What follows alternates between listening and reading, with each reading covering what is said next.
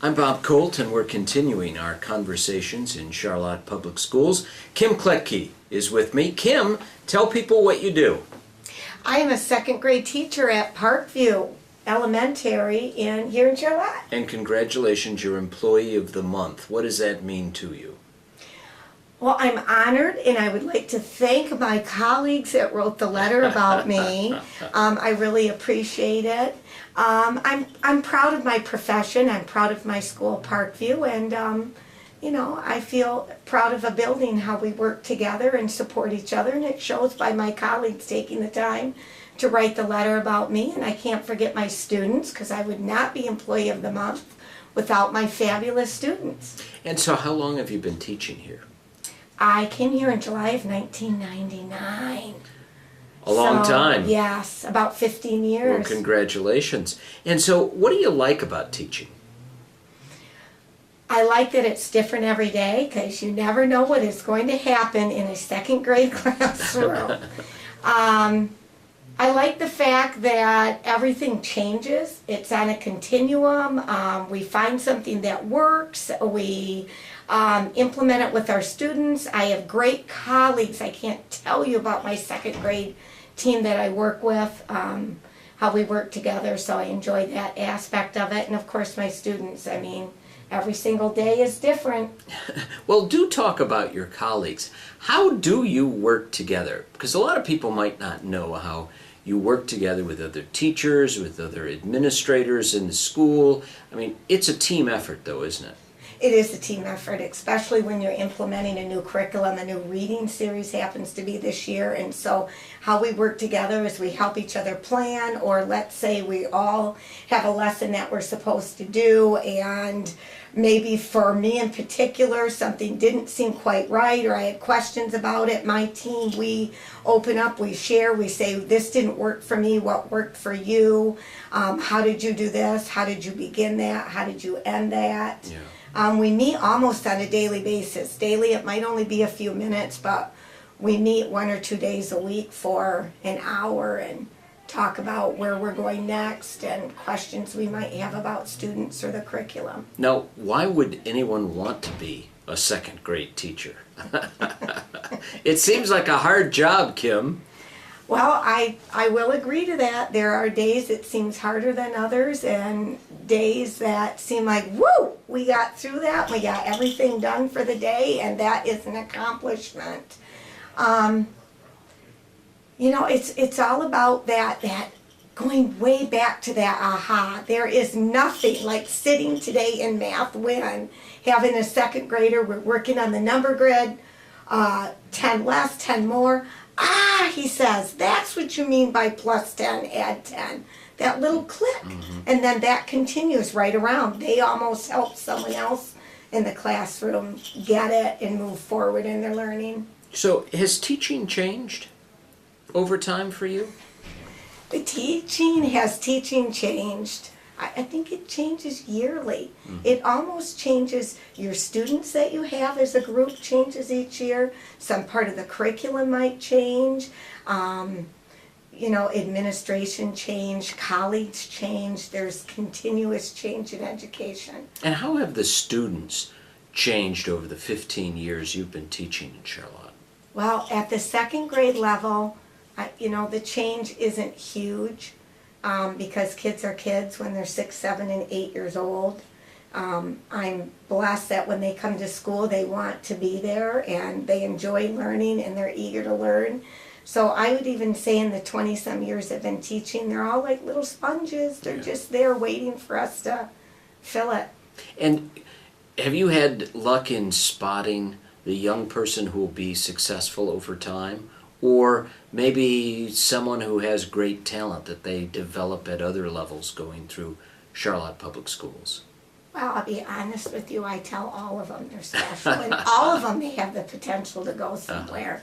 But I am rewarded sometimes when they come back to me and they've graduated from college, or maybe they're in education, or they invite me to their open house, or I just had a student come visit me today, and come back and do that tie-in. And to me, they're successful if they continue to want to learn and to challenge themselves academically, musically, sports-wise. I think it's important. I think as a teacher, that's important that we tell kids every day you work hard, because life is hard. Let's just say it. Life is hard. Our jobs are hard.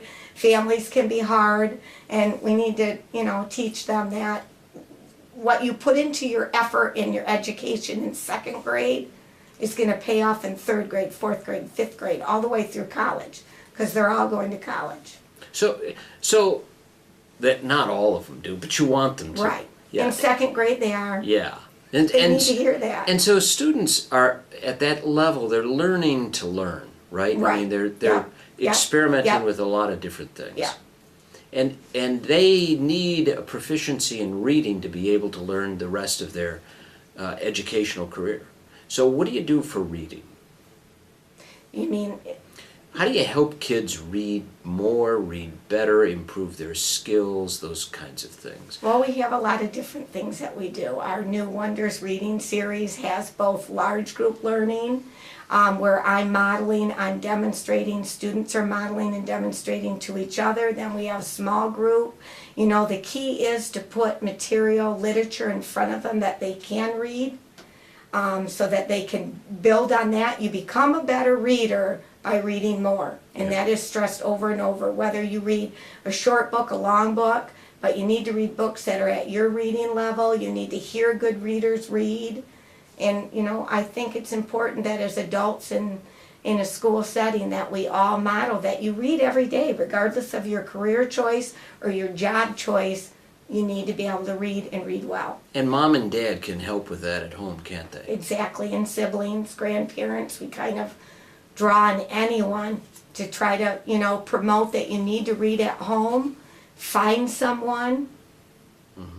And so, is there anything that students have done in second grade that have been a defining moment for your teaching career? Has there been a class or a student that you've said, wow, that was just outstanding, I'm going to tell people about it? About a situation that happened, or a student? A learning opportunity, a learning moment in your teaching career. Oh, there are so many of them. I'm not kidding. It happens all the time. I'm inspired by my students.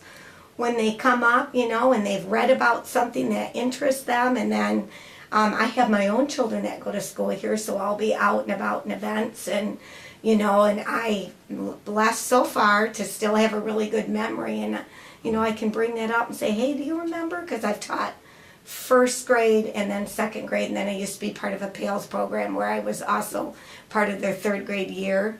So like the group that's seniors right now, they were a phenomenal group of students, and I was able to work with them for 3 years. And so, they come, and I'm thrilled to hear that so many of them have college plans right now, or plans for the future. Yeah, and so that's actually a level of mark of your success. You can take some credit for those students who go on to college.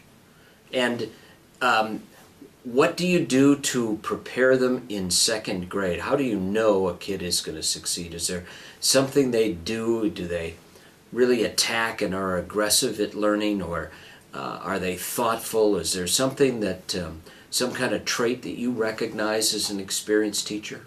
Well, the truth is there's always a handful that seem to have a little more persistence and tenacity, and you draw upon that. Mm-hmm. And like today, students took a test in social studies on maps, and the few students who passed are the ones that told me this morning they studied on the bus, or they studied last night.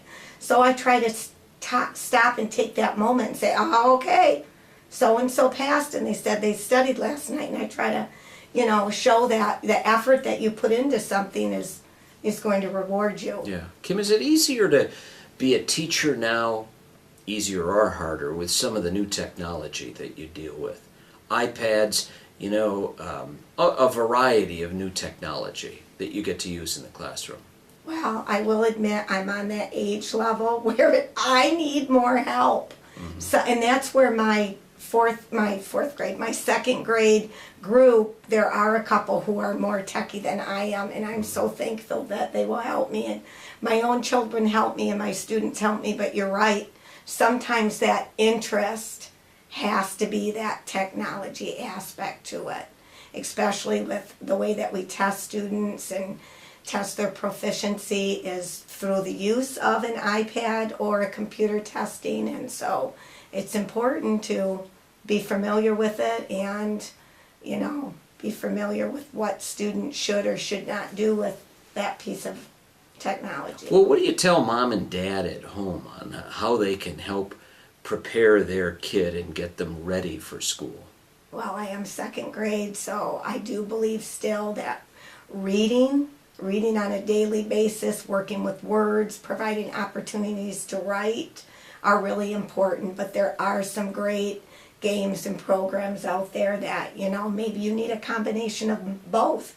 Maybe you need some Moby Max math on the iPad, or I have students who use their parents' phones along with actually opening up that book and reading that book or that magazine. Yeah, books are not archaic. Right. Kids still read them. That's right, or the Kindle. Yeah. But they need to read. Yeah, and so encouraging parents to do that. What else can parents do? I mean, you mentioned math. Math sometimes is a challenge for a lot of young kids. Can parents be helpful there too? I think there's a lot of things, and it doesn't always have to be where you sit down with the paper and pencil activity. There are math programs, everyday math. There are tons of math games related to that. Good old-fashioned board games provide great opportunities for students to use their math skills. Like Monopoly or something like Exactly. that. Yeah, because they're dealing with money and counting spaces and all of those things. Exactly. So a kid comes into your classroom, and how do you see them progress during the year? They come in the fall. At what kind of stage do they have to be in October? And then you've got to make sure that they're tested, and then they start the new year after a winter break, and now after a spring break. How should kids have progressed in second grade in that year that they're in your class? Well, we have a few different ways that we evaluate that. Part is a test, part of that is looking at their daily work, part of that is finding time to sit down one-on-one with them. We use a variety of different ways, and we at Parkview have what's called Win, What I Need, and we assess our students, and then we divide them into groups so that we take where they're at and move them regardless of whether they're below grade level, way below grade level. We take where they're at and we set goals and we move them towards where they need to be for June. Yeah.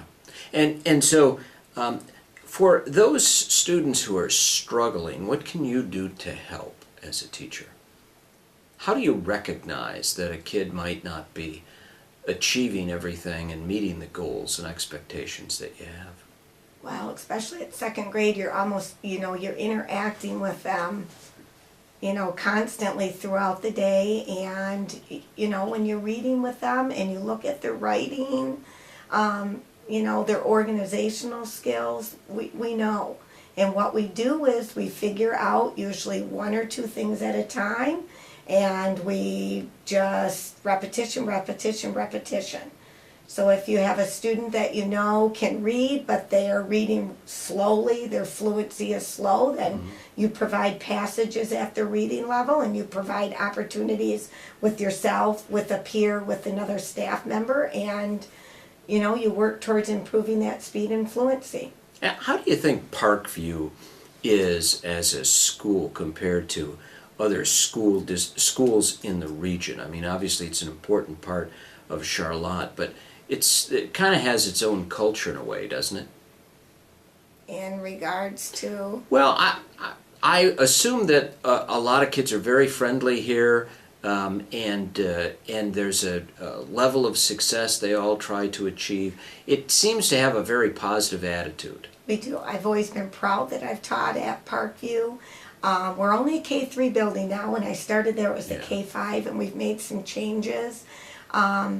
I just feel like as a staff, it's a top priority that we're a community, that we're a Parkview family. We all have new t-shirts this year, thank you PTO, at Parkview that say Parkview Pride. I got it. We have it. If you go there, you are there for yourself, you're there for your friend, you're there for the school as a whole. Well, that's what I mean. You have your own slogan. We do. And so, how important, I mean, you're obviously Employee of the Month and have that special recognition, and we talked a little bit about others on the Parkview team, but throughout the system, what kind of support do you need to be a successful teacher? I think that we need to work together. There is so much that has to be done for each day, for each child, whatever that individual child needs to make progress. And we need the help. We need the help of our title staff. We need the help of our peer pros, our administrators. We have to work together. We, have to be able to say, boy, I have this student and I've tried this, this, and this, and I'm not seeing enough results. What are your suggestions? What should I do? And we have that at Parkview. Our students are top priority. Moving them towards the level they're supposed to be in June, it's a top priority in August, and we work together as a staff to try to ensure that we get our students where they need to be. Yep. And as a mom who has kids in the school district, do you think about after-school activities? Do you think about arts? Do you think about, getting them involved in different athletic opportunities? All of those things kind of add to the experience, don't they? Yes, I think they do. And we try to tell our students about that. In Parkview, in our PTO, we put on all kinds of activities that, students and families can be a part of. Because I think a key component to having a successful school is having a successful relationship between school and home. And that includes school and parents, as well as staff to student. And so I feel like, when I'm out and about, and I'm out with my students and I see the Parkview families, I think it helps that they see I'm not just a teacher at Parkview, I'm a mom of students here at Charlotte Public Schools as well. That's great. Kym Kletke, thank you. Employee of the Month, second grade teacher at Parkview Elementary. Great to have you. Thank you for the conversation. And I'm Bob Colt. We'll continue our conversations in Charlotte Public Schools.